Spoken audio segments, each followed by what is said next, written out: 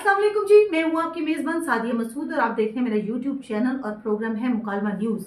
नाज़रीन, आज हम बात करेंगे कि क्या वाकई साबिक वज़ीर आज़म इमरान खान के कत्ल का मंसूबा तैयार हो चुका है।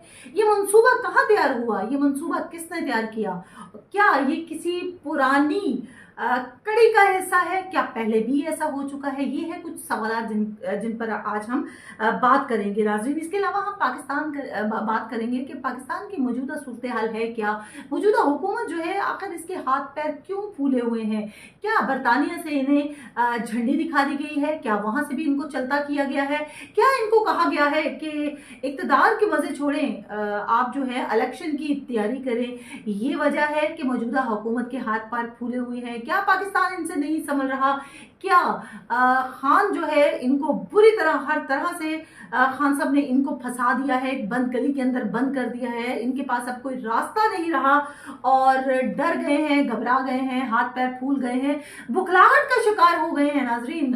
इसीलिए अब मेरा ख्याल आगे एक दो दिन जो है वो बहुत ज्यादा अहम है। क्यों अहम है, इन पर भी हम बात करेंगे। इसके अलावा हम ये भी बात करेंगे कि बनी गाला में जो है सिक्योरिटी बढ़ा दी गई है इमरान खान की, तो क्या हवाओं का रुख कुछ बदलना शुरू हो गया है, हम ये समझें। ये कुछ सवालात हैं, इस पर हम बात करेंगे। सबसे पहले बात करते हैं जो वजीर आजम इमरान खान अपने कत्ल के मंसूबे की बात कर रहे हैं। नाज़रीन, हमेशा से जब से ये जलसे जुलूस होना शुरू हुए हैं, हमेशा हर जलसे में वो अपने कत्ल की बात कर रहे हैं कि मेरे खिलाफ साजिश तैयार हो चुकी है, और ये मामला भी उन्होंने अवाम के दरमियान में दे दिया है, क्योंकि लगता ये है कि मुल्क की जो अदलिया है, जो इदारे हैं, उन पर ज्यादा उनको एतबार रहा नहीं, ज्यादा ट्रस्ट रहा नहीं, और उन्होंने अपना ये मामला जो है, ये अपना केस जो है, ये अपना खदशा जो है, ये भी अवाम के आगे रख दिया है कि अगर मुझे कुछ हो गया तो मेरा बदला जो है वो मेरी अवाम लेगी, क्योंकि मैं हमेशा अवाम के बीच में ही जाता हूँ। अवाम ही मेरी अदलिया है, अवाम ही मेरे इदारे हैं, अवाम ही मेरे लिए सब कुछ है। वहीं से अवाम मुझे मकबूल करके बाहर लेकर आती है और मैं दोबारा अवाम के पास चला जाऊं और अवाम के पास अपना जाके ये सारा केस दे दूं। और उन्होंने बिल्कुल ऐसा ही किया नाजरीन। पहले भी वो यही बात कर रहे थे और अब भी उन्होंने यही कहा है कि अगर मुझे कुछ हो गया तो अवाम इसका बदला लेगी।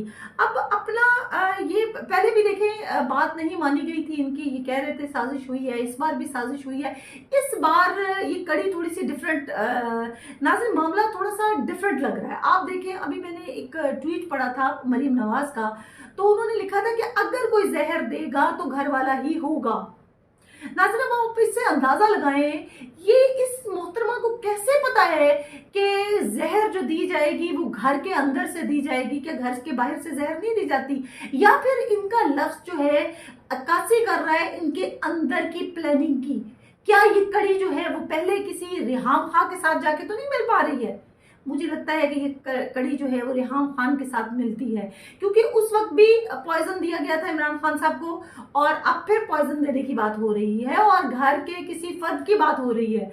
तो ये तो अयां हो जाती है कि पहले भी इनको जो है पॉइजन दिया गया और अब फिर पॉइजन देने की तैयारी हो रही थी, लेकिन वक्त रहते ही इमरान खान को पता चल गया, क्योंकि इमरान खान इतने मकबूल लीडर हैं, हर बंदा उनसे बड़ा सिंसियर है, बड़ा प्यार करता है उनसे, और खबरें तो फिर छुपी रहती नहीं है। और आज का दौर जो है वो मीडिया का दौर है, सोशल मीडिया का दौर है, तो चीजें जो है वो छुपना छुपाना मुश्किल हो जाती हैं। और ये एक प्लानिंग जो तैयार की गई थी इनको कत्ल करने की, मेरा ख्याल है वो भी वाजिया होना शुरू हो गई है और इनके मुंह से ही लफ्ज निकलना शुरू हो गए हैं। अब इन बीबी से बंदा पूछा जाए कि आपको कैसे मोहतरमा पता है कि जहर दिया जाएगा और घर का कोई फर्द है वही जहर देगा, क्या पहले भी जहर दिया गया था, क्या ये बातें हकीकत है कि रेहाम खान भी इनका ही लाया हुआ एक प्यादा था, क्या ये कड़ी जो है रेहाम खान से जाके मिलती है, क्या पहले भी इनको इसी तरह कत्ल करने की कोशिश की गई थी जो आज फिर दोबारा जो है वो कत्ल करने की कोशिश की जा रही है। लेकिन इस बार जो है वो मामला थोड़ा सा डिफरेंट है, इस बार अवाम साथ है नाजरीन, इस वक्त अवाम का समंदर जो है वो साथ है, और मेरा ख्याल है कि ये काफी है, ये काफी है, उनको किसी और से इतबार भी नहीं है, और अब ये काफी है। एक बात जो है वो बड़ी अजीबो गरीब सी है नाज़रीन, कि जब इनके कत्ल की बात होती है तो फिर इनके हाथ पैर फूल गए हैं मौजूदा हुकूमत के, बहुत ज्यादा मौजूदा हुकूमत के हाथ पैर जो है वो फूल गए हैं नाज़रीन, क्योंकि सिर्फ कत्ल की बात नहीं है। उन्होंने अपना बयान रिकॉर्ड भी करवा दिया है, कुछ चीजें रिकॉर्ड करवा के बड़ी महफूज जगह पर रख दी है नाजरीन, और कह दिया गया है कि यहाँ देख लीजिएगा, क्योंकि हमेशा से जितने भी ताकतवर लोग हैं उनका आज तक पता ही नहीं चल पाया। वो बेचारे, उनको मार दिया जाता है और बाकी लोग जो है वो इतने ताकतवर होते हैं कि उनका पीछा करना और उनको मंजरे आम पर लाना जो है वो खासा मुश्किल हो जाता है। अब देखिए, बीबी के कातिल देखिए आज तक नहीं मिले, उनके हस्बैंड जो है वो इक्तदार में रहे, अब बेटा जो है वो इक्तदार में आ रहा है, लेकिन उनके कातिल को जो है उनका शिकंजा कसा नहीं जा सका, क्योंकि ये पकड़ा ही नहीं जा सकता। ये अंदर की एक कड़ी होती है। अगर देखा जाए कि लियाकत अली खान के आज तक कातिल नहीं मिले, क्या कि उनको किस चीज की सजा दी गई थी? तो नाज़रीन, ऐसे वाकयात पहले भी देखने को आए हैं। अब भी जो है वो मंसूबा जो है वो बेनकाब हो गया और मौजूदा हुकूमत को पता चल गया है कि अब ये मामला सीधा नहीं होने वाला। गई थी मौजूदा हुकूमत नवाज शरीफ के पास, गई थी मईशियत को बेहतर करने के लिए। अंदाजा करें, मईशियत को बेहतर करने के लिए वो साबिक वजीर आजम जो है नवाज शरीफ, उनके पास गए हैं, इसहाक डार के पास गए। तो नाज़रीन, अगर उनसे मुल्क समझ जाता तो वो मुल्क के अंदर मौजूद ना होते? क्या उनकी स्ट्रेटेजीज अगर बेटर होती तो क्या वो मुल्क के अंदर मौजूद नहीं होते? क्या उन्होंने मुल्क को लूटा नहीं होता तो वो मुल्क के अंदर मौजूद नहीं होते? क्या बात करते हैं आप? ये स्ट्रेटेजी लेने वहां से गए, इनसे मुल्क संभाला नहीं गया, वहां पे लेने गए, एक्चुअली उनसे पूछने गए थे कि हमसे तो संभाला नहीं जा रहा, आप बता दें किस तरह से मईशत को हम बेहतर कर सकते हैं। और उधर से भी झंडी दिखा दी कि जवाब आ गया कि जाए इलेक्शन की तैयारी करें। नाज़रीन, घर जाए, इलेक्शन की तैयारी करें, इक्तदार का मजा बस इतना ही है। आपने हमारा बयानिया जो है वो पहले भी डुबो दिया है और अब आप मजीद डुबो देंगे। हम किसी को शक्ल दिखाने के काबिल जो है वो नहीं रहेंगे। अभी भी हम इतने बेबस नजर आ रहे हैं, ये लोग, तमाम लोग, कि इनको ईद की नमाजें तक अपने घर के अंदर जो है वो पढ़ रहे हैं, बाहर किसी को शक्ल तक तो दिखा नहीं सकते हैं। तो इक्तदार कैसा, इसकी चीजें कैसी, स्ट्रेटेजी कैसी, अगर बहुत अच्छी चीजें होती तो खुद ही चला लेते। अच्छा, बड़ा एक अजीबो गरीब सी अब चीज सामने आ रही है नाज़रीन, कि मौजूदा हुकूमत के हाथ पैर इतने फूल गए हैं, इतनी मत मारी गई है मौजूदा हुकूमत की कि अफवाज पाकिस्तान को बुलाना शुरू कर दिया पेट्रोल की कीमत को जो है वो मैनेज करने के लिए। क्या आप पर भारत ने हमला कर दिया है कोई?